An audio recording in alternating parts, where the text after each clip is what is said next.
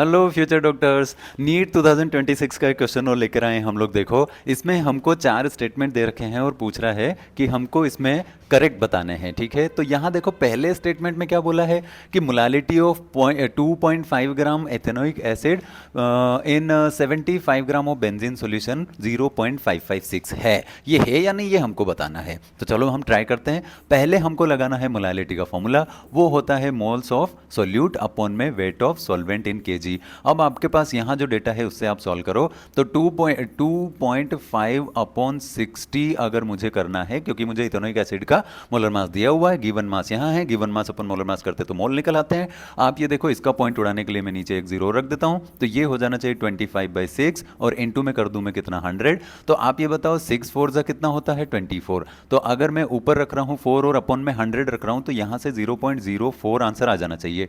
तो मोल तो आ गए 0.04। अब आपको इसके अपन में रखना है वेट ऑफ सॉल्वेंट, किस में रखना है, वो केजी में। तो आप ये बताओ कि इस 75 को डिवाइड बाय 1000 करें, कितना आंसर आएगा 0.07। तो ये देखो 0.07, और मैं 75 की जगह सिर्फ 7 ही लिखूं अगर, तो ये देखो पॉइंट से पॉइंट उड़ जाएगा। तो ये आंसर हमारे पास आ जाना चाहिए 4/7। आप जानते हैं ये जीरो, यहाँ पे जीरो लगाना पड़ेगा क्योंकि ऊपर वाली वैल्यू छोटी छोटी है। तो आप इसको लिखेंगे क्या, ये पहले तो इधर लगा देंगे पॉइंट, और 7 5 35। तो देखो 0.5 तक हमारा आंसर आ रहा है, मतलब हमें ये आंसर सही लग रहा है। तो चलो फर्स्ट स्टेटमेंट करेक्ट है। सेकंड स्टेटमेंट की तरफ चलते हैं। उसने बोला कि 5 ग्राम NaOH का सॉल्यूशन अगर हम बनाए 450 ml में, तो उसका जो मोलारिटी है वो आना चाहिए कितना, 0.2। अच्छा, तो इसको भी सॉल्व करके देखें। देखो मोलारिटी का फॉर्मूला क्या होता है, मोलारिटी इज इक्वल टू होता है मोल्स ऑफ सोल्यूट अपॉन में वॉल्यूम ऑफ सॉल्यूशन। तो मोल्स ऑफ सोल्यूट निकालने के लिए आपको यहाँ फॉर्मूला रखना पड़ेगा क्या, मैं यहाँ मेंशन कर देता हूँ। Moles of NaOH is equal to कितना होगा बोलो, 5/40। और आप जानते हैं कि 5 8 40 होता है, तो ये 1/8 हो गया। और इसको सॉल्व करें तो आंसर आता है 0.125। ये आ गए मोल, और ये हमको करना पड़ेगा लीटर में, तो डिवाइड बाय कर देंगे 1000, 0 0 कैंसिल, ये हो गया 45/100। चलो वैल्यू रख के देखते हैं। तो ये ऊपर वाली वैल्यू हो गई 0.125, अपॉन में हो गया 45, और उसके अपॉन में 100 रखना। अगर ये 100 ऊपर भेज दें तो यहाँ से वैल्यू हो जानी चाहिए कुछ ऐसी, 0.125 इंटू में कर दो 100 और अपॉन में कर दो कितना 45। अब आप बताओ, ये 100 अगर हटाना है तो ये पॉइंट 2 बार इधर शिफ्ट करा दो, तो ऊपर वाली वैल्यू हो जाएगी कितनी 12.5, और अपॉन में हो जाएगा कितना 45।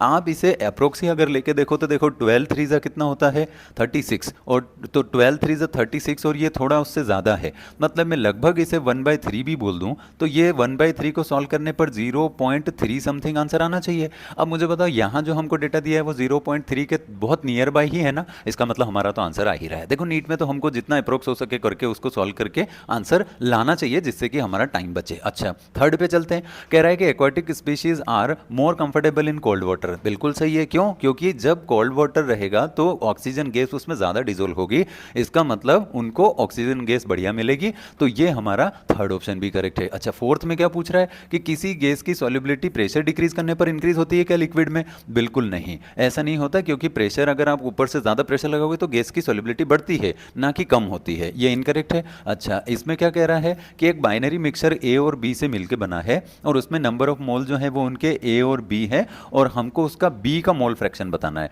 तो ये बात आपको बहुत अच्छे से पता है कि मोल फ्रैक्शन जब भी किसी कंपोनेंट का फाइंड आउट करना हो तो हमें उसी पर्टिकुलर कंपोनेंट के मोल अपॉन में टोटल मोल लिखना होता है। यहाँ बी लिखा है तो फिर यहाँ भी एन बी आना चाहिए था, इसका मतलब ये वाला भी इनकरेक्ट है। अच्छा, तो बस इसमें हमसे बोला था कि चूज द करेक्ट ऑप्शन, तो इसमें ए बी सी हमारा करेक्ट था, तो वो आंसर कौन सा वाला हो जाएगा एक बार वो चेक करते हैं। तो ए बी सी ओनली, मतलब ये फर्स्ट ही ऑप्शन है, यही आपका आंसर है। Thank you.